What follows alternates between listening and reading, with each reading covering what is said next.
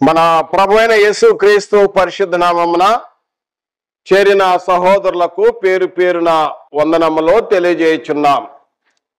ప్రియమైన సహోదరులారా, ఈరోజు మనము యూట్యూబ్ కార్యక్రమం ద్వారా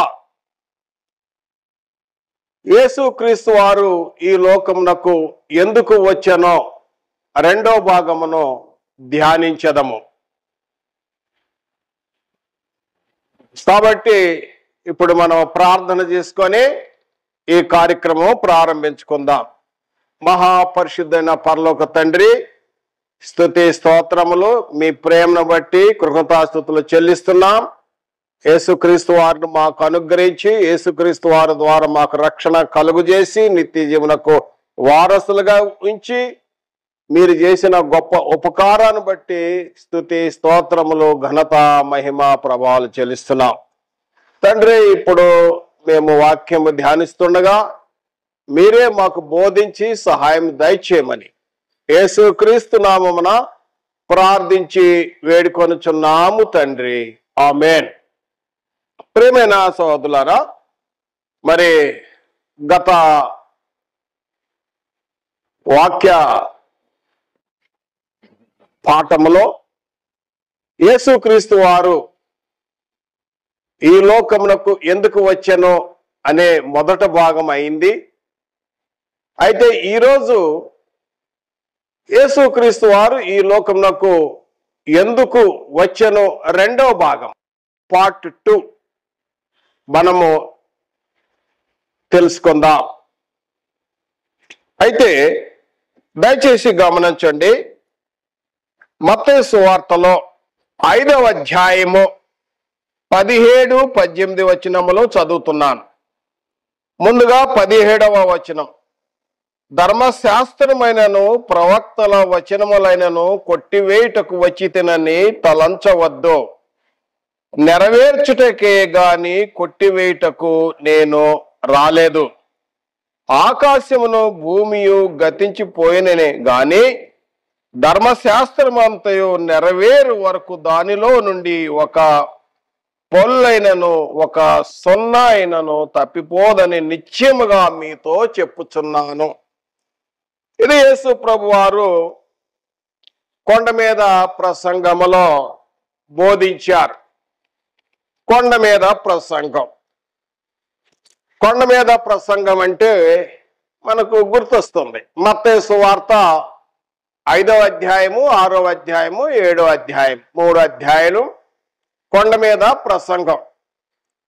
ఈ కొండ మీద ప్రసంగంలో యేసు ప్రభు వారు మరి ఈయన ఈ వచనం చెప్పారు.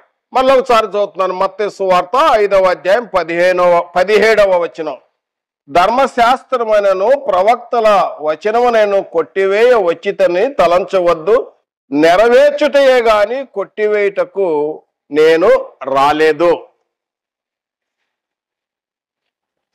అయితే ఈ రోజున ఈ వాక్యాన్ని ఆధారం చేసుకొని ఇంకా ధర్మశాస్త్రం అందే నిలిచి ఉన్నామని కొందరు సహోదరులు, భక్తి గలవారే, ప్రార్థనా పరులే, ఇంకా ధర్మశాస్త్రము పాత నిబంధనలోనే మనం నిలిచి ఉన్నామని అంటూ వాదిస్తూ ఉంటారు.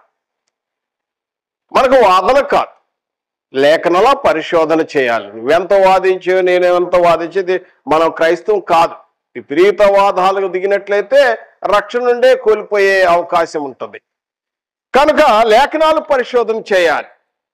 ఏంటంటే ధర్మశాస్త్రమును ప్రవక్తల వచనములను కొట్టివేయుటకు క్రీస్తు రాలేదు అని, కానీ ఆయన నెరవేర్చుట వలన కొట్టివేయబడింది. ఎలాగంటే ఆయన యేసుక్రీస్తు వారు రాకముందు అనేక ప్రవచనాలు ప్రవచింపబడ్డాయి. ఆయన జీవితం ద్వారా ప్రవచనాలన్నీ కూడా నెరవేర్చబడ్డాయి. ధర్మశాస్త్రము మోషే ద్వారా ఇవ్వబడి ఉన్నది. కనుక మరి యేసుక్రీస్తు వారి యొక్క మరణ సమాధి పునరుద్ధానము తర్వాత, పునరుద్ధానుడైన తర్వాత తన శిష్యులకు అపోస్తలకు కనపరుచుకొనొచ్చు. లూకాసు వార్త 24వ అధ్యాయము 44వ వచనములో, అంతటా ఆయన మోషే ధర్మశాస్త్రములోను ప్రవక్తల గ్రంథములోను కీర్తనలోను నన్ను గూర్చి వ్రాయబడిన అన్నీ నెరవేరవల్లని నేను మీ యొద్ద ఉండినప్పుడు మీతో చెప్పిన మాటలు నెరవేరినవని వారితో చెప్పాను. కనుక ప్రియమైన సహోదరులారా, ఈ విషయాన్ని మనం గమనించాలి. యేసుక్రీస్తు మరణ సమాధి పునరుద్ధానము ద్వారా ఆయన ఈ లోకానికి వచ్చి, ఆయనకి యేసుక్రీస్తు వారి కంటే ముందుగా చెప్పబడిన ప్రవచనాలు, బయోగ్రఫీ ముందుగా ప్రవచించారు, ప్రవక్తలు ప్రవచించారు. మోషే గ్రంథములోను కీర్తన గ్రంథములోను ప్రవచన గ్రంథములోను నా గురించి వ్రాయబడినవన్నీ ఆల్ ఫుల్ఫిల్మెంట్ అన్నాడు, నెరవేర్చబడ్డాయి. ఆయన నెరవేర్చుట ద్వారా యేసుక్రీస్తు వారి యొక్క జీవితం ద్వారా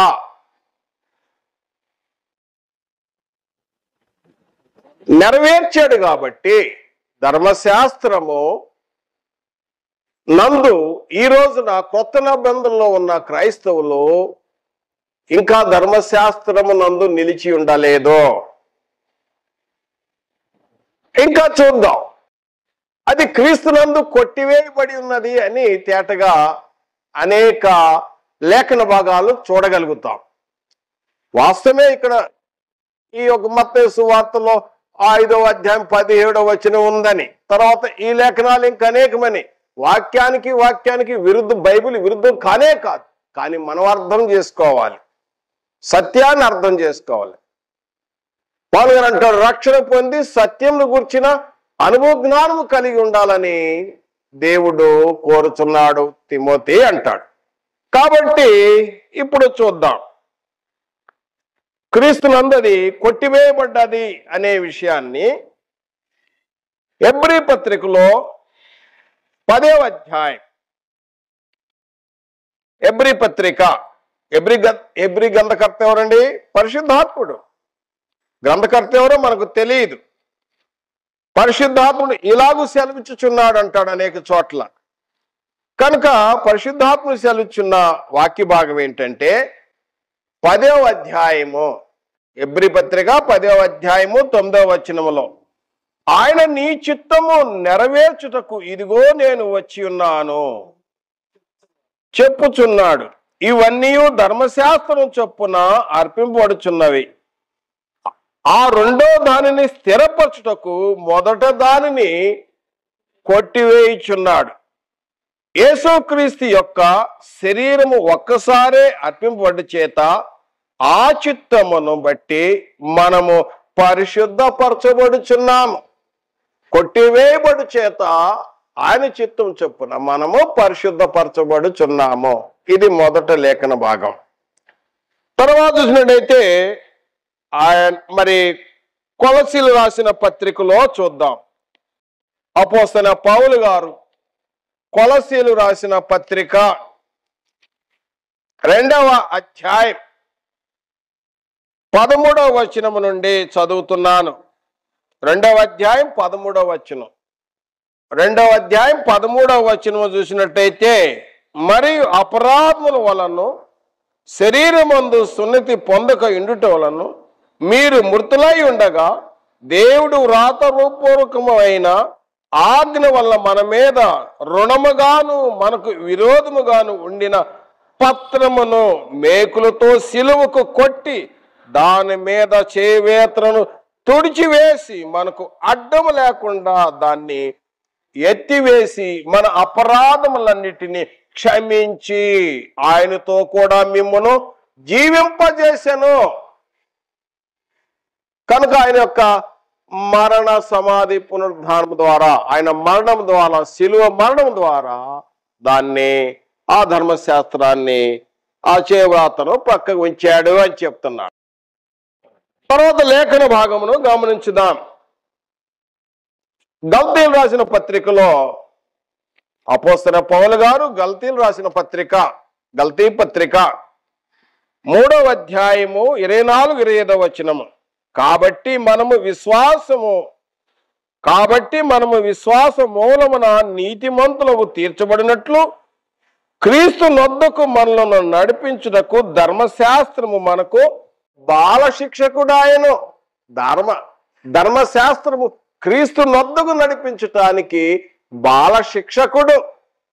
అంటే అది ఒక ఎల్కేజీ యూకేజీ ఒక చిన్న ఎలిమెంటరీ ఎడ్యుకేషన్ లాగా ఒక బాలశిక్షకుడు ఒక పిల్లవాడిని స్కూల్కి తీసుకొచ్చి వదిలిపెట్టి తీసుకెళ్ళి అని నేర్పే ఆ స్థితిగా ఉన్నది ధర్మశాస్త్రం అంటాడు. కనుక 25వ వచనం కూడా గమనించుదాం. 25వ వచనం, అయితే విశ్వాసం వెళ్ళవాడిన గనుక ఇక బాలశిక్షుడు కింద ఉండము. కాబట్టి ఇంకా పాత నిబంధన ధర్మశాస్త్రములో ఇంకా నిలిచి ఉన్న స్థితి కాదు. కనుక ఇది క్రీస్తునందు కొట్టివేయబడి ఉన్నది. అపోస్తలుడైన పౌలు గారు మరలా కొరింథీయులకు రాసిన 2వ పత్రిక కూడా చదువుదాం. గమనించాలి. కొరింథీయులకు రాసిన 2వ పత్రిక 3వ అధ్యాయములో చూసినట్టయితే 14వ వచనం, మరియు వారి మనస్సులు కఠినములాయను గనుక నేటి వరకును పాత నిబంధన చదువుతున్నప్పుడు అది క్రీస్తునందు కొట్టివేయబడినని వారికి తేటబరచపడక ఆ ముసుకెందే నిలిచున్నారు. నేటి వరకు మోషే గ్రంథమును వారు చదువునప్పుడల్లా ముసుకు వారి హృదయముల మీద ఉన్నది గాని వారి హృదయము ప్రభు వైపు ఎప్పుడు తిరుగునో అప్పుడు వారి ముసుకు తీసివేయబడను. కనుక ఇంకా ఆ మోషే ధర్మశాస్త్ర గ్రంథంలో ఇంకా ఉన్నామని నిలిచి ఉన్నాము అనుకుంటే ముసుగులో ఉన్నట్టే అని పౌలు గారు జ్ఞాపకం చేస్తున్నాడు. కొట్టివేయబడిన కనీసం 5 సార్లు చూశాం. వాస్తవమే. 5వ అధ్యాయం 10 మత్తయి సువార్త 5వ అధ్యాయం 17వ వచనం, కొట్టివేయటకు నేను రాలేదు కానీ నెరవేర్చటం వలన కొట్టివేయబడింది. ఇంకా చదువుదాం. యేసు ప్రభు వారు మత్తయి సువార్తలో 17వ అధ్యాయము మొదటి నుండి 5 వచనాలు గమనించుదాం. పేతురు, యోహాను, యాకోబుల శిష్యులు వెంటబెట్టుకొని ఎత్తైన కొండెక్కాడు. అక్కడ రూపాంతరం చెందాడు. తన ముఖం సూర్యుని వలె తేజస్సుగా మెరుస్తూ ఉన్నది.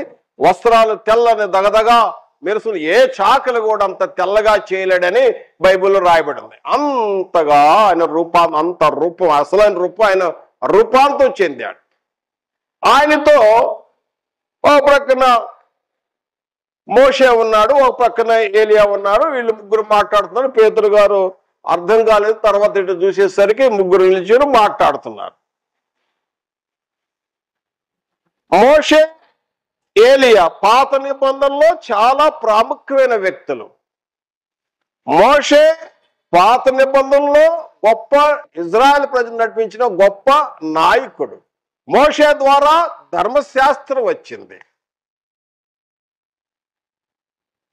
ఏలియా గొప్ప ప్రవక్త. అనేక మంది అబద్ధ ప్రవక్తలు బోధిస్తున్న నిజమైన ప్రవక్త ఏలియా. నిజమైన దేవుడు యెహోవాయే అని రుజువుపరిచిన ప్రవక్త ఏలియా. ఇజ్రాయెల్ ప్రజలకు మరి వీరిద్దరు చాలా ప్రాముఖ్యమైన వాడు. మోషే క్రీస్తు పూర్వం 1500 సంవత్సరాలు అయితే ఏలియా క్రీస్తు పూర్వము 600-700 సంవత్సరాలలో జీవించిన వ్యక్తి.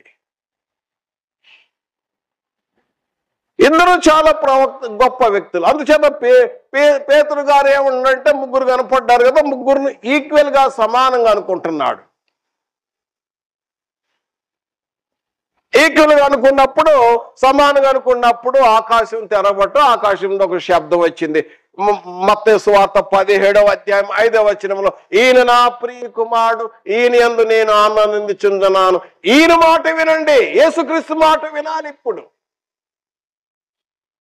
ఎందుకంటే అసలు ఆయన వచ్చాడు. రాకముందు మీరు క్రీస్తు రాకముందు ధర్మశాస్త్రం ఇచ్చాడు, క్రీస్తు వచ్చాడు, అసలు ఆయన వచ్చాడు కనుక ఇక్కడ మీరు ధర్మశాస్త్రం కాదు కనుక క్రీస్తు మాట వినాలి, క్రీస్తు శాస్త్రం వినాలి, క్రీస్తు ధర్మశాస్త్రం వినాలి, క్రీస్తు యొక్క మాట వినాలి అంటున్నాడు. దేవుడు తండ్రినే దేవుడు అంటున్న మాట, ఆకాశం నుండి వచ్చిన శబ్దం. వాస్తవానికి మనం గమనించినట్లయితే నా ప్రియ సహోదరుడా గమనించాలి, అసలు ఈ ధర్మశాస్త్రము ఎవరికి ఇవ్వబడ్డాలి? ధర్మశాస్త్రం ఇజ్రాయెల్ ప్రజలకి, ధర్మశాస్త్రం ఇజ్రాయెల్ ప్రజలకి. దయచేసి గమనించండి, మోషే అక్కడ ద్వితీయోపదేశ కాండంలో రెండోసారి ఉపదేశం చేస్తున్నాడు ఇజ్రాయెల్ ప్రజలకి. ద్వితీయోపదేశ కాండము 5వ అధ్యాయము 2వ వచనములో జ్ఞాపకం చేస్తున్నాడు. మన దేవుడైన యెహోవా హోరేబులో మనతో నిబంధన చేశాను అన్నాడు. హోరేబు అంటే సినాయి పర్వతం దగ్గర నిబంధన. ఎవరితో నిబంధన? ఇజ్రాయెల్ ప్రజలతో నిబంధన చేశాడు. కనుక ఈ పాత నిబంధన ఇజ్రాయెల్ ప్రజలకు సంబంధించింది. పౌలు గారు రోమా పత్రికలో జ్ఞాపకం చేస్తాడు. రోమీ పత్రికలో 9వ అధ్యాయం, రోమిలు రాసిన పత్రిక 9వ అధ్యాయము 4వ వచనము చదువుతున్నాను. వీరు ఇజ్రాయేలీలు దత్తపుత్రత్వమును మహిమయు నిబంధనలను ధర్మశాస్త్ర ప్రధానమును అర్చన ఆచారములు వాగ్దానములు వీరివి అంటాడు. ఈ అర్చన ఆచారాలు ఆ నిబంధనలు ఎవరివి? ఇజ్రాయెల్ ప్రజలవి. వారికి అర్చన ఆచారాలు నిబంధనలు ఉన్నాయి. వారికి 10 ఆజ్ఞలు మాత్రమే కాక 600 పైగా అనేక కట్టడలు, విధులు, శాసనాలు, నియమాలు ఉన్నాయి వారికి. వారు బలులు అర్పించేవాళ్ళు, నైవేద్యాలు చేసేవారు, సున్నతి కార్యక్రమం చేస్తారు. సంవత్సరానికి 3 పండుగలు, ప్రధానమైన పండుగలు: పస్కా, పెంతెకోస్తు, గుడారాల పండుగ. ఎక్కడున్నా దేశంలో, ప్రపంచంలో ఎక్కడున్నా కూడా ఈ 3 పండుగలకు యెరూషలేము వెళ్ళాలి పురుషులందరూ. నిర్గమకాండం 23వ అధ్యాయంలో చూడండి, మరి విశేషంగా 23వ నిర్గమకాండం 23వ అధ్యాయం 14వ వచనం మరియు 17వ వచనంలో మీరు చూస్తే తెలుస్తుంది. పురుషులందరూ ఈ 3 పండుగలు చేస్తే ఎక్కడికి వెళ్ళాలి? యెరూషలేము వెళ్ళాలి. ఆరాధన చేయాలంటే ఏ రోజు వెళ్ళాలి? శనివారం వెళ్ళాలి. ఎక్కడికి వెళ్ళాలి? యెరూషలేము వెళ్ళాలి. ఎవరికంటే ఇది ఇజ్రాయెల్ ప్రజలకి. మనం చదివిన ఈ ధర్మశాస్త్రం ఎవరికి అంటే పాత నిబంధనలో నిలిచున్నాము అనుకుంటే నా ప్రియ సహోదరుడా, అది ఇజ్రాయెల్ ప్రజలకి. ఈ అర్చన ఆచారాలు, అనేకమైన నియమాలు, కట్టడలు చాలా ఉన్నాయి. వాటి గురించి చేయాలంటే బలులు అర్పించాల్సి వస్తుంది. శనివారం ఆరాధన కార్యక్రమం చేయాలి. ఇవి ఇజ్రాయెల్ ప్రజలకి. అయితే పౌలు గారు ఏమంటాడు? ఓ అన్ని జనులారా అంటున్నాడు. అన్ని జనులు ఎవరు? ఇజ్రాయెల్. అప్పుడు ఆ రోజుల్లో 2000 సంవత్సరాలు అప్పుడు ఇజ్రాయెల్ ప్రజలు, కేవలం ఇజ్రాయెల్ ప్రజలు ప్రత్యేకత తెగైతే మిగిలిన వారందరూ కూడా అన్ని జనులని పిలిచేవారు.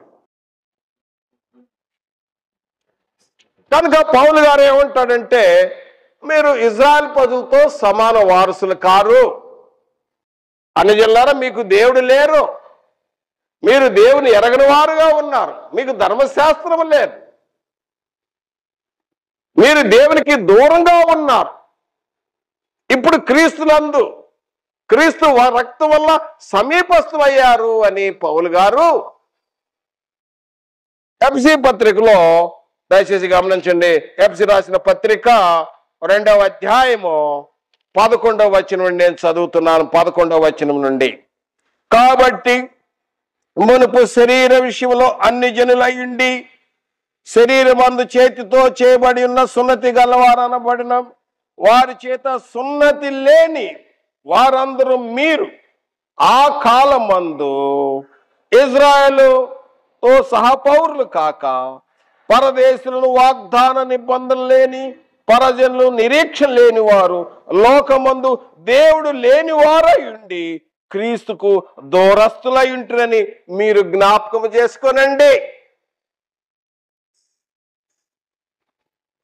ఇది మీ పరిస్థితి, అన్ని జనుల పరిస్థితి అంటాడు పౌలు గారు. మీకు దేవుడు లేడు,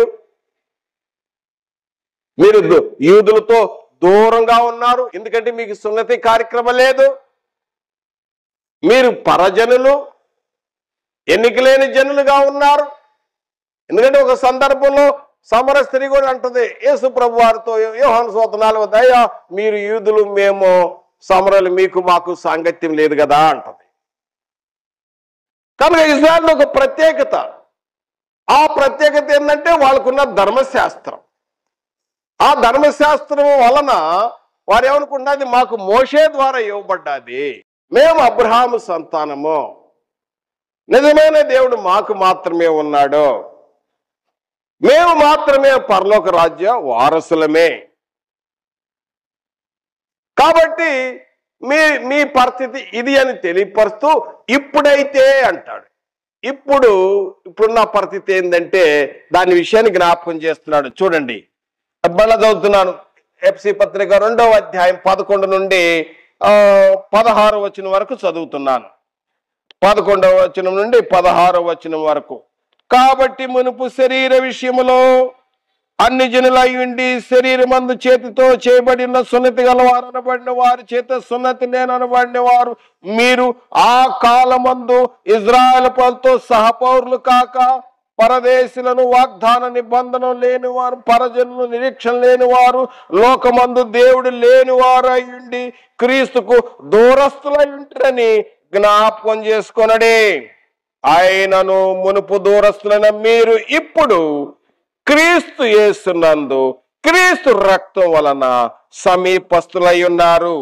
ఆయన మనకు సమాధానమై ఉండి మీకును మాకును ఉండిన ద్వేషమును అనగా విధి రూపకం గల ఆజ్ఞ ధర్మశాస్త్రములను తన శరీరమందు కొట్టి వేట చేత మధ్య గోడను పడగొట్టి మన ఉభయలను ఏకము చేసెను.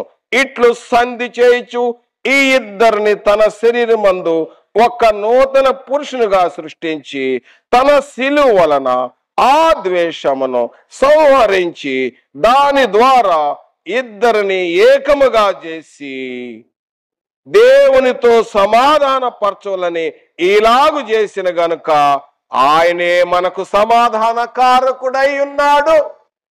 చూసారా, ఒక ద్వేషం ఉన్నది. ఏంటి ఆ ద్వేషము? అన్ని జనులు యూదుల మధ్య ధర్మశాస్త్రం, దాన్ని సిలువ వలన, సిలువ రక్తం వలన దాన్ని కొట్టివేశాడు, పక్కకు తొలగించాడు. అడ్డుగోడ, ఇది ఒక అడ్డుగోడ, వాల్ అడ్డం వచ్చింది అవతల వాళ్ళకి యువతల వాళ్ళకి, అన్ని జనులకు, ఇజ్రాయెల్ ప్రజలకు. ఈ అడ్డుగోడనే ఈ ధర్మశాస్త్రాన్ని పక్కకు తొలగించి క్రీస్తు రక్తంతో ఆ ద్వేషాన్ని తొలగించి ఏక శరీరం, ఒక సంఘముగా చేశాడు. ఇంకా ధర్మశాస్త్ర ప్రకారం నిలిచి ఉంటే యూదులతో మనం సమాన వారసులు కాకపోతాం. ఎందుకంటే అది క్రీస్తు నందు, క్రీస్తు నెరవేర్చాడు, క్రీస్తు శరీరమందు కొట్టి వేయబడి ఉన్నదని తేటగా వ్రాయబడినది. తర్వాత చూసినట్టు నా ప్రియ సహోదరులారా గమనించాలి. అయితే మరి ఈ ధర్మశాస్త్రము, ఇంకా ధర్మశాస్త్రం ప్రకారంలో మేము నిలిచి ఉన్నాము అనుకుంటే చాలా వాక్యాలు ఉన్నాయి. నేను ఒక వాక్యం జ్ఞాపకం చేస్తున్నాను. గల్తీ పత్రికలో 5వ అధ్యాయము 4వ వచనము చదువుతున్నాను. 4వ వచనం, మీలో ధర్మశాస్త్రం వలన నీతిమంతులుగా తీర్చబడి వారెవరో వారు క్రీస్తులో నుండి బొత్తిగా వేరు చేయబడి ఉన్నారు, కృపలో నుండే తొలగి ఉన్నారు. కృప నుండే తొలగిపోయారు. క్రీస్తునందు మనం క్రొత్త నిబంధనలో చేరి ఉన్నాం. క్రొత్త నిబంధనలో దేవుని ప్రేమ ఉన్నది. క్రీస్తునందు మనకు 5వ అధ్యాయం మొదట్లో స్వాతంత్ర్యం ఇచ్చాడు, స్వతంత్రులుగా చేశాడు. ఇండిపెండెంట్ చేసినాక మళ్ళా పోయి అందులో దాస్యులు చిక్కుంటాను, నాకు అదే కావాలనుకుంటే అది ఎందుకు చిక్కుంటారు అంటాడు గలతీ పత్రిక 5వ అధ్యాయం 1వ వచనంలో.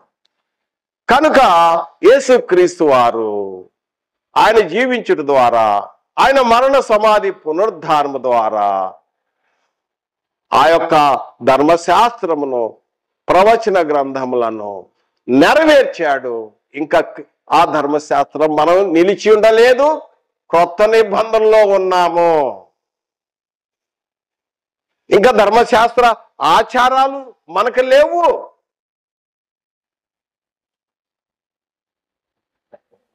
అయితే మరి పాత నిబంధన ఎందుకు ఉంది అండి, మరి ఎందుకు అని అడగవచ్చు. పాత నిబంధన ఎందుకు ఉందంటే ఇవి మనకు బుద్ధి కలుగుటకు, బోధ కలుగుటకు, ఇవి మనకు దృష్టాంతాలు అని లేఖనాలు సెలవిస్తున్నాయి. రోమాపత్రిక 15వ అధ్యాయం 4వ వచనంలో, రోమాపత్రిక 15వ అధ్యాయం 4వ వచనంలో చూడండి, మనకు బుద్ధి కలుగుటకు, బోధ కలుగుటకు పూర్వం మంది వ్రాయబడినవి అని చెప్తాడు.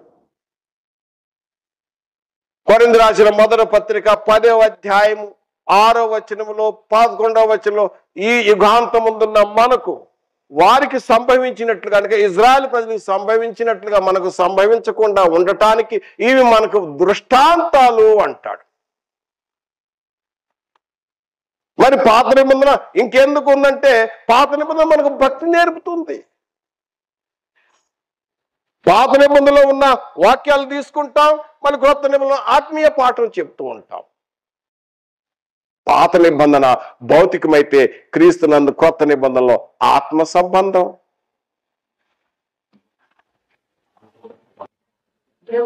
కనుక నా ప్రియ సహోదరుడా, ఈ మొదట వచనం మనం చదివినాం. ఏంటంటే మత్తయి సువార్తలో యేసుక్రీస్తు వారు, మన అంశం అదే కదా ఈరోజు అంశము. మత్తయి సువార్త 5వ అధ్యాయము 17వ వచనములో, ధర్మశాస్త్రములను ప్రవక్తల వచనను కొట్టివేయి వచ్చితనని తలవంచుదు గాని నెరవేర్చుటకే గాని కొట్టివేయటకు నేను రాలేదు అని చెప్పిన తర్వాత ఆయన జీవితం ద్వారా, నెరవేర్చుట ద్వారా అది కొట్టివేయబడి ఉన్నది. ఇప్పుడు మనము క్రొత్త నిబంధనలో నిలిచి ఉన్నాం. తర్వాత చూసినట్లయితే 2వదిగా యేసుక్రీస్తు వారి లోకమునకు ఎందుకు వచ్చాడు అని అంటే, దయచేసి చూడండి, యోహాను సువార్తలో చూద్దాం. యోహాను సువార్త, ఈ లోకమునకు యేసుక్రీస్తు వారు ఎందుకు వచ్చానో. యోహాను సువార్త 3వ అధ్యాయం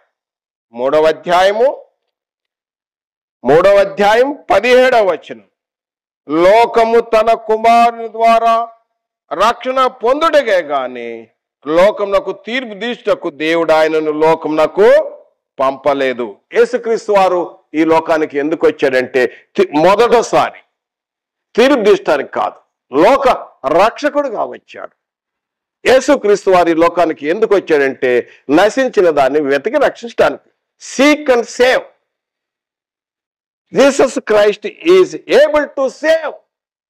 యేసుక్రీస్తు ఆయన రక్షింపగలడు. ఎందుకంటే ఏ పాపము లేనివాడు, నిర్దోషి, పవిత్రుడు, నిష్కలంకుడు యేసుక్రీస్తు వారు. నా యందు పాపం ఉన్నదని మీలో ఎవడో నిరూపించగలడని ఛాలెంజ్ చేసిన యేసుక్రీస్తు వారు యూదులతో. ఏ పాపము లేనివాడు,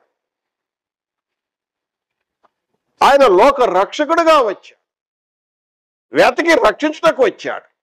ఉదాహరణకు యోహాను సువార్తలో 3వ అధ్యాయం చూస్తే, అక్కడ ఒక నికోదేము తన దగ్గరికి వచ్చినప్పుడు నికోదేముకు చెప్పాడు 3వ అధ్యాయంలో, ఈ నిత్య జీవం చేయాలంటే వాళ్ళు కొత్త జన్మ జన్మించాలని చెప్పాడు. నీటి మూలంగా, ఆత్మ మూలంగా అని చెప్పాడు. 3:16 చెప్పాడు, దేవుడు ఈ లోకమును ఎంతో ప్రేమిస్తున్నాడు, క్రీస్తునందు విశ్వాసం ఉంచి ప్రతి వాడు నశింక నిత్యజీవం దొరుకుతుందని చెప్పాడు. అక్కడ ఒక ఆత్మను రక్షించాడు. ఎవరు? నికోదేవుని. చాలా గొప్ప వ్యక్తి, జెంటిల్ మ్యాన్. అదేవిధంగా 4వ అధ్యాయంలో నశించి వెతుకుదాం, ఒక్కొక్క మనిషిని వెతుకుంటూ వచ్చాడు. ఎక్కడెక్కడనే నశించిన 4వ అధ్యాయంలో సమర స్త్రీ దగ్గరికి వచ్చాడు. ఆమెకి చెప్పాడు, ఆమె గమనించింది. శిష్యులు వెళ్ళారు, ఆహారం తీసుకురావడానికి వెళ్ళారు. ఆహారం తీసుకొచ్చినాక వచ్చి అయ్యా ఇదిగో భోజనం తెచ్చాము అని అడుగుతున్నప్పుడు ఆయన 34వ వచనం అంటాడు, యేసు వారిని చూసి, నన్ను పంపిన వాని చిత్తము నెరవేర్చుటయే, ఆయన పని తన పని తద ముచ్చుంటయే, అది నాకు ఆహారము, అది నాకు ఆహారం. ఆ పని ఏంటి? ఆ పని అంటే నశించిన దాన్ని వెతికి రక్షించుట, ఆత్మల సంపాదన.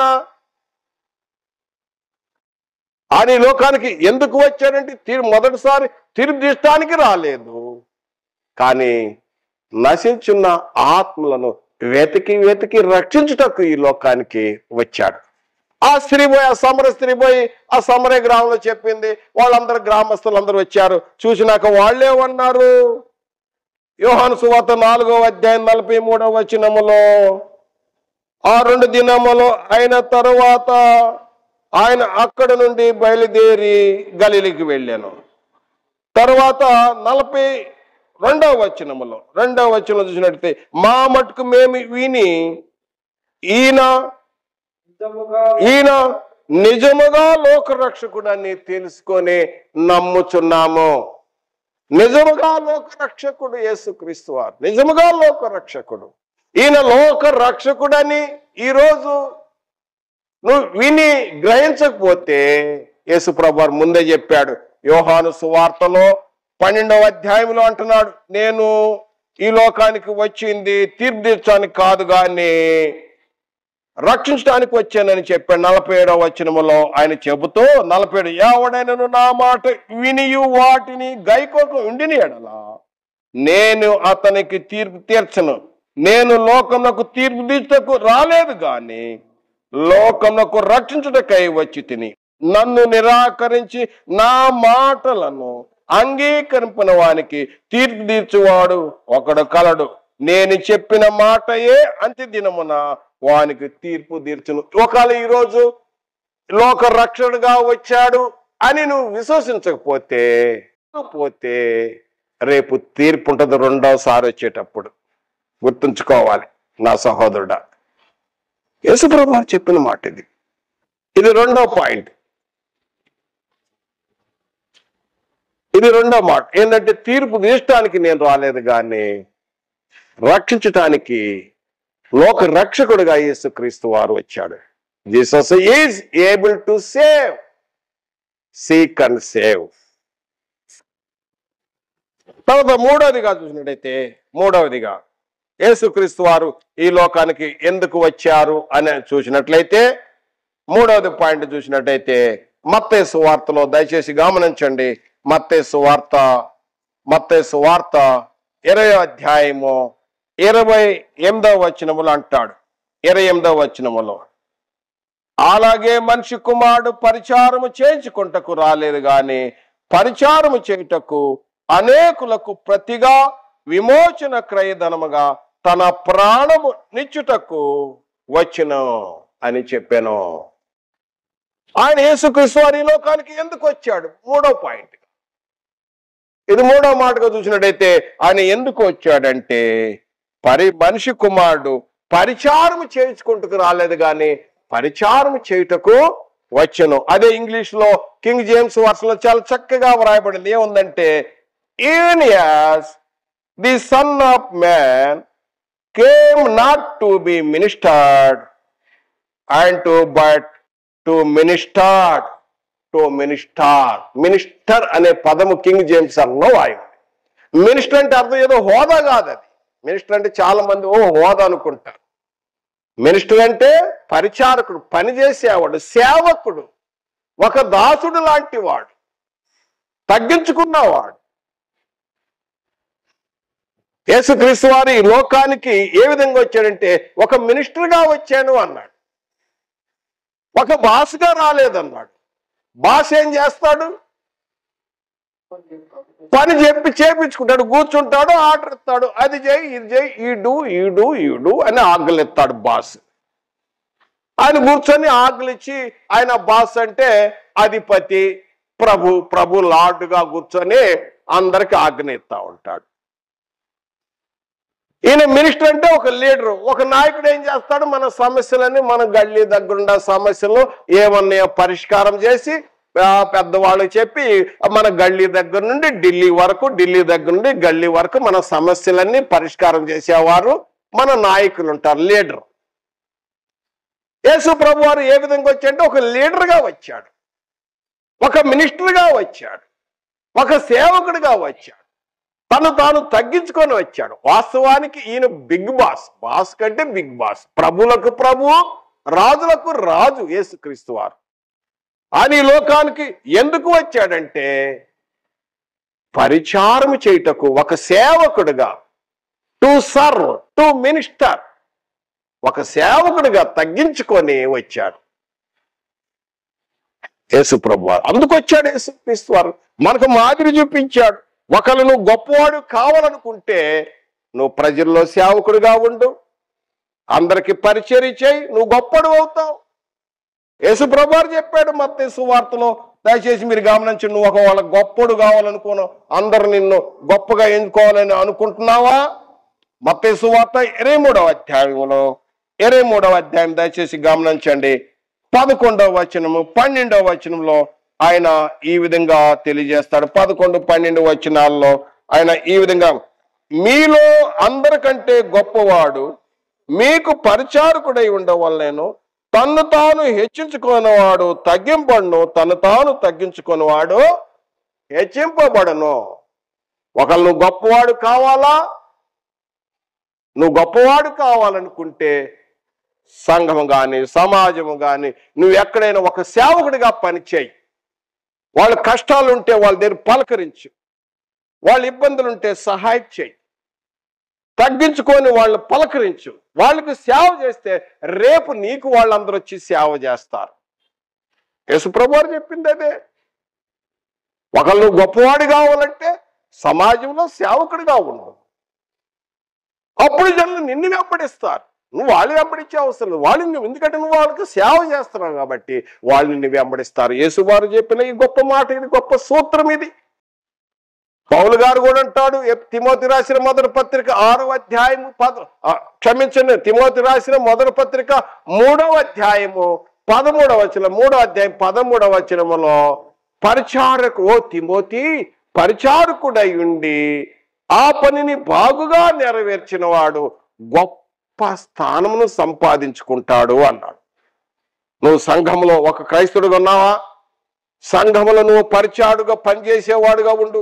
మొట్టమొదటి అక్కడి నుంచి మొదలుపెట్టు. వచ్చి చేతులు కూర్చొని పెత్తనుగా ఒక బాస్గా ఉండకూడదు, నువ్వు గొప్పడుగా గుర్తింపు కాలేవు. తను తాను తగ్గించుకొని సంఘంలో పరిచారుడుగా పనిచేసినట్టయితే కొన్నాళ్ళకి నువ్వు ఒక మంచి స్థానం సంపాదించుకుంటావు తిమోతి అని చెప్తాడు. తిమోతి రాసిన మొదటి పత్రిక 3వ అధ్యాయం 13వ వచనములో మనం చూస్తాం. కనుక ప్రియమైన సహోదరులారా గమనించండి, దయచేసి గమనించండి. 3 పాయింట్లు విన్నాం. యేసుక్రీస్తు వారు ఈ లోకమునకు ఎందుకు వచ్చానో. తర్వాత చూసినట్టయితే యేసుక్రీస్తు వారి లోకానికి 4వది చూసినట్టయితే మత్తయి సువార్త 9వ అధ్యాయం. మత్తయి సువార్త 9వ అధ్యాయంలో మనం గమనించుదాం. 9వ అధ్యాయంలో మనం గమనించినట్టయితే యేసుక్రీస్తు వారి లోకానికి ఎందుకు వచ్చానో అనే విషయాన్ని చూసినట్టయితే చూడండి, 12, 13 వచనం చదువుతున్నాను, మీరు శబ్దంగా వినవలేను, శ్రద్ధగా వినాలి. ఆయన మాట విని రోగులకే గాని ఆరోగ్యం గలవానికి వైద్యుడు అక్కరలేదు. అయితే నేను పాపులను పిలవచ్చి తిని గాని నీతిమంతులను పిలవరాలేదు. కనుక యేసు ప్రభు వారి లోకానికి ఎందుకు వచ్చాడు? పాపుల కొరకు వచ్చాడు, నీతిమంతుని పిలవటానికి. ఒక నువ్వు నీతిమంతుడువా అనుకుంటే నీకు అవసరం లేదు. వాస్తవానికి నీతిమంతుడు ఒక్కడు లేడు, ఒక్క మానవుడు కూడా నీతిమంతుడు లేడు. ఏ భేదము లేదు, అందరూ పాపము చేసి దేవుడు అనుగ్రహించు మహిమను పొందలేకపోతున్నారు. ఒకవేళ నీతిమంతుడికి నేను జ్ఞానం అనుకుని నాకు అవసరము లేదనుకుంటే దేవుడిచ్చిన కృపను మహిమను పొందలేకపోతున్నావేమో ఒక్కసారి పరిశీలన చేయి నా సహోదరుడా.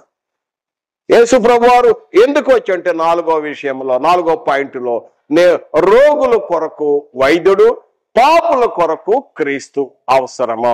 అందుకోసం వచ్చాను, పాపుల నిమిత్తం వచ్చానే గాని నీతిమంతులు ఒకళ్ళు నీతిమంతుడికి అవసరం లేదు. వాస్తవానికి యేసుక్రీస్తు వారు ప్రతి మనిషి కొరకు మరణం రుచి చేశాడు.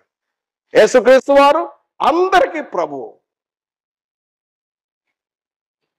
కనుక ఈ వ్యత్యాసాన్ని గమనించండి. రోగుల కొరకు వైద్యుడు అవసరము, పాపుల కొరకు క్రీస్తు అవసరం.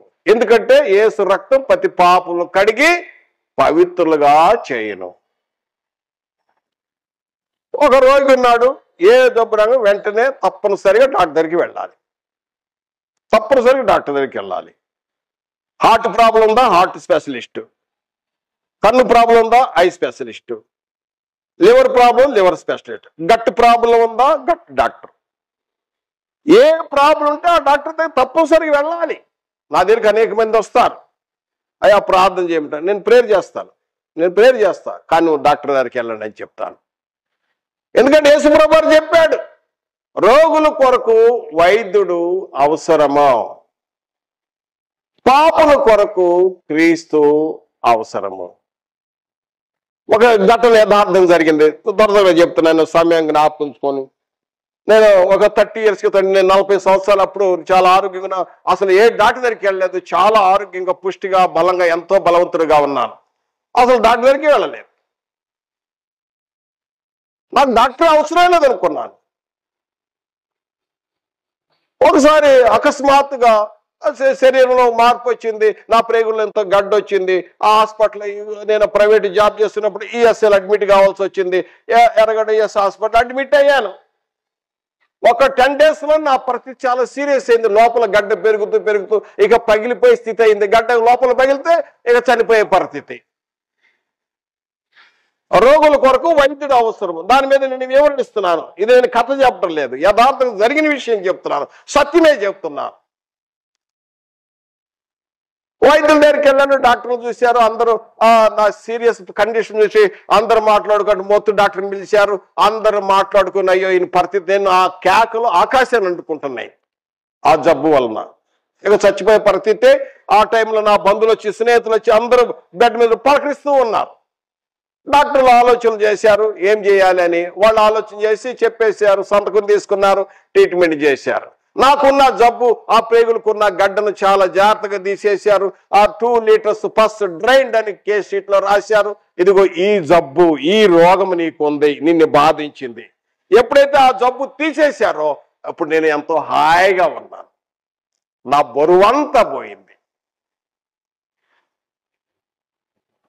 అలాగే మానవులైన మనకు పాపం అనే రోగం ఉన్నది. పాపం అనే ఆ రోగం వలన మరణము. ఆ మరణము రెండవ మరణం, వేదనకరమైన, అగ్ని ఆరదు, పురుగు చావదు. ఇది యథార్థం. ఒక రోగికి డాక్టర్ ఎంత అవసరమో, ఎంత త్వరగా మనం పరిగెత్తుతామో, కార్పొరేట్ హాస్పిటల్స్ అని ఏ విధంగా వెతుకుతామో, అలాగే యేసుక్రీస్తు వారు గొప్ప వైద్యుడు, పరమ వైద్యుడు. యేసు రక్తము ప్రతి పాపములు కడిగి వేయును. శరీరానికి ఉన్న జబ్బులు ఏంటి? దగ్గు, జలుబు, గడ్డ, హార్ట్, అనేక సమస్యలు, శరీర సంబంధమైన జబ్బులకి డాక్టర్ అవసరమైతే, ఆత్మ సంబంధమైన జబ్బు ఉంది, సకల దుర్నీతి చేసిన ప్రతి పాపము, దానికి వైద్యుడు ఎవరంటే యేసు క్రీస్తు. పవిత్ర, నిర్దోష, నిష్కలంకమైన రక్తము అవసరము. అమూల్యమైన రక్తము అంటాడు. ఇది అమూల్యము, విలువ కట్టలేని రక్తము, యేసు రక్తము. అందుకు యేసు క్రీస్తు వారు ఈ లోకానికి వచ్చాడు. రోగుల కొరకు వైద్యుడు ఎంత అవసరమో, పాపుల కొరకు యేసుక్రీస్తు అంతా అవసరము. అందుకొచ్చాను అన్నాడు యేసు ప్రభువారు. ఇక ఆఖరిగా చూసినట్టయితే నా ప్రియ సహోదరుడా, యేసుక్రీస్తు వారి లోకమునకు ఎందుకు వచ్చాడంటే మత్తయి సువార్తలో 10వ అధ్యాయం, మత్తయి సువార్త 10వ అధ్యాయం దయచేసి గమనించండి. 5వ పాయింట్గా యేసుక్రీస్తు వారు ఈరోజు పాఠములో ఎందుకు వచ్చాడు అంటే మత్తయి సువార్త 10వ అధ్యాయంలో యేసు ప్రభు వారు చెప్తున్నాడు ఎందుకు వచ్చానో అని చెప్తున్నాడు. 10వ అధ్యాయము 34వ వచనంలో, నేను భూమి మీద సమాధానము చేయవచ్చితినని తలంచుకుడి, ఖడ్గమునే గాని సమాధానం పంపుచు నేను రాలేదు. ఒక మనుషునికిని వాని తండ్రికిని కుమార్తెకును ఆమె తల్లికిని కోడలకిని ఆమె అత్తకును విరోధము పెట్టవచ్చి తిని ఒక మనుషుని ఇంటి వారే అతనికి శత్రులవుదురు. తండ్రినను తల్లినను నాకంటే ఎక్కువ ప్రేమించేవాడు నాకు పాత్ర కాడు. కుమారునైనను కుమార్తెను నాకంటే ఎక్కువ ప్రేమించేవాడు నాకు పాత్రుడు కాడు. చూసారా, చెప్పాడు ఎందుకో. ఆయన వచ్చింది సమాధానం ఇవ్వటానికి కాదు, ఖడ్గము ఇచ్చాడట. ఎందుకు అంటే ఒక కుటుంబం ఉన్నది, ఆ కుటుంబంలో ఒక ఆయన భక్తిపరుడుగా ఉన్నాడు, ఆయన ప్రభుని అంగీకరిస్తున్నాడు. ఆ కుటుంబం అతడు ప్రభుని అంగీకరించి ఆయన ఎప్పుడైతే ప్రభుని వెంబడిస్తున్నారో కుటుంబ సభ్యులు వారి మధ్య విభేదం. అదేవిధంగా కుటుంబంలో మరి అతడేం చేస్తాడు, నాకు క్రీస్తే ప్రాముఖ్యము, నేను క్రీస్తు శిష్యుడు గనుక నా తల్లిని అందరిని వదిలేసుకొని నాకు క్రీస్తే నా గమ్యమని అతను బయలుదేరతాడు. అలాంటి బయలుదేరే వ్యక్తితో యేసు ప్రభువు అని చెప్పాడు, నా నిమిత్తం నీ తల్లిదండ్రులను అక్కలను వదిలిపెట్టుకుంటే నేను అనేకమైన అక్క చెల్లెలను తల్లిదండ్రులను సహోదరులను నేను మీకు ఇస్తాను. నిజమే, వాస్తవమే. ఒకప్పుడు నేను కూడా అనుకున్నాను, నా స్నేహితులు నా సమాజం నుండి దూరం అవుతున్నప్పుడు వీళ్ళందరూ దూరం అవుతారేమో అనుకున్నాను. కానీ ఈ రోజున ఎక్కడ పెట్టినా నాకు స్నేహితులే, క్రీస్తునందున్న సహోదరులు. నేను కర్నూలు ప్రాంతం వెళ్తాను, అనేక మంది క్రీస్తునున్న సహోదరులు నన్ను హత్తుకుంటారు. నేను వరంగల్ ప్రాంతం వెళ్తాను, అనేక మంది క్రైస్తవ సహోదరులను హత్తుకుంటారు. ఆంధ్ర ప్రాంతం వెళ్తాను, మరి మహానగరంలో చూసినప్పుడు అనేక మంది నాకు క్రీస్తునందున్న సహోదరులు, నాకు అనేక మంది అన్నలు అక్కలు ఉన్నారు. అందుకే నేను అన్నలారా అక్కలారా మీరే నా ఆనందము, నా అతిశయ కిరీటము, మీరే కదా నా నిజమైన సహోదరులు అంటాను. క్రీస్తు నిమిత్తము ఏమైందంటే ఒకళ్ళు కుటుంబం నుండి వచ్చేసావు, బయటకు వచ్చేసావు, నీకు ఆ కుటుంబ సభ్యులతో ఖడ్గమే ఉంటది, సమాధానం ఉండదు అక్కడ కుటుంబంలో. ఒకవేళ కుటుంబంలో అందరూ ప్రార్థనకి వెళ్ళారు, ఒకళ్ళకి వెళ్ళలేదు, ప్రార్థనకి వెళ్ళలేదు అనుకో, ఆ తండ్రి కుమారుని హెచ్చరిస్తూ ఉంటాడు, నువ్వు ఎందుకు వెళ్ళవు చర్చికి. అక్కడ తండ్రి కుమారుడి దగ్గర విభేదం వచ్చింది. అందుకనే యేసుప్రభు వారు మత్తయి సువార్తలో 10వ అధ్యాయము 34 నుండి 36 వచనంలో మరలా చదవండి, గొప్ప పాఠం. ఆయన శిష్యుడిగా ఉంటే పౌలు గారు అంటాడు, క్రీస్తు నిమిత్తం సమస్తమును నష్టపరుచుకొని పెంటగా ఎంచాను, ఏ విధము చేత నేను క్రీస్తులో నుండి పునరుద్ధానం పొందవాలని క్రీస్తు వైపే పరిగెడుతూ ఉన్నాను, క్రీస్తు వైపు చూస్తున్నాను అంటాడు. కనుక యేసు ప్రభు వారు ఈ లోకానికి వచ్చినప్పుడు సమాధానం కాదు కానీ ఖడ్గము ఉంచాను అంటున్నాడు.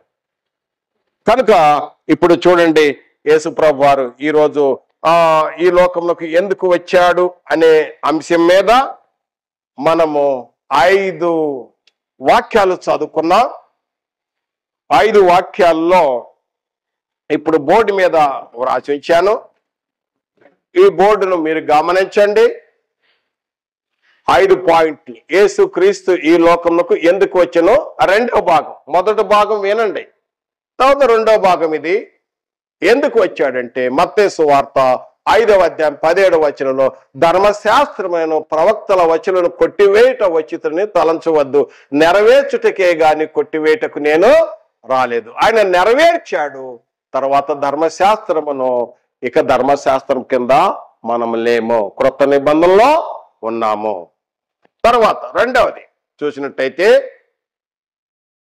యోహాను సువార్త 3వ అధ్యాయం 17వ వచనములో, లోకము తన కుమారుని ద్వారా రక్షణ పొందుడికే గాని లోకమునకు తీర్పు తీర్చడానికి దేవుడు ఆయనను పంపలేదు. యేసుక్రీస్తు వారు ఎందుకు వచ్చాడు? మొదటిసారి రక్షకుడిగా వచ్చాడు, తీర్పు తీర్చడానికి కాదు. ఈసారి వచ్చినప్పుడు తీర్పు తీరుస్తాడు, జడ్జిమెంట్ ఉంది. ఈసారి వచ్చినప్పుడు ఒకవేళ నువ్వు వినలేదనుకో, తీర్పు అనేది ఉంటది, ఖచ్చితంగా ఉంటది, ఇందులో సందేహం అవసరం లేదు.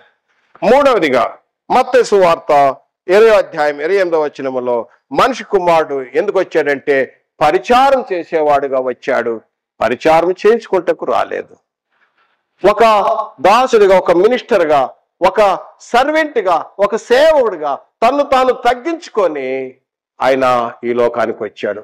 ఆయన ఒక విధంగా చెప్పాలంటే బాస్గా రాలేదు కానీ ఒక లీడర్గా వచ్చాడు, ఒక మినిస్టర్గా వచ్చాడు, ఒక సర్వెంట్గా ఒక తగ్గించుకొని వచ్చాడు. 4వ చూసినట్టయితే యేసుక్రీస్తు వారి ఈ లోకంకి ఎందుకు వచ్చాయంటే మత్తయి సువార్త 9వ అధ్యాయం 12-13 రోగుల కొరకు వైద్యుడు అవసరము, పాపుల కొరకు క్రీస్తు. కనుక ఇందుకోసం వచ్చాడు, పాపుల నిమిత్తం వచ్చాడు. తర్వాత 5వదిగా చూసినట్టయితే మత్తయి సువార్త 10వ అధ్యాయం 34వ వచనంలో నేను భూమి మీద సమాధానం పంపట వచ్చితని తలంచవద్దు, ఖడ్గమునే. ఖడ్గం అంటే ఒక కుటుంబంలో కొందరు ప్రభుని అంగీకరించిన వారు ఉన్నారు, అంగీకరించిన వారి మధ్య ఉన్నారు. నువ్వు ప్రభుని అంగీకరించావు అనుకో, నీకు వాళ్ళు దూరం అయిపోతారు. కానీ నువ్వు ప్రభువుని అంగీకరిస్తే నీకు అనేక మంది క్రీస్తునందు సహోదరులు, నీది పెద్ద కుటుంబం అవుతుంది. ఆత్మీయ కుటుంబం అది. కాబట్టి మీరెంతో ఓపికతో విన్నారు. మరి ఈ వాక్యాన్ని మరి దేవుడి మేలుతో ఆశ్రయించును గాక. ఆమేన్. వందనములు.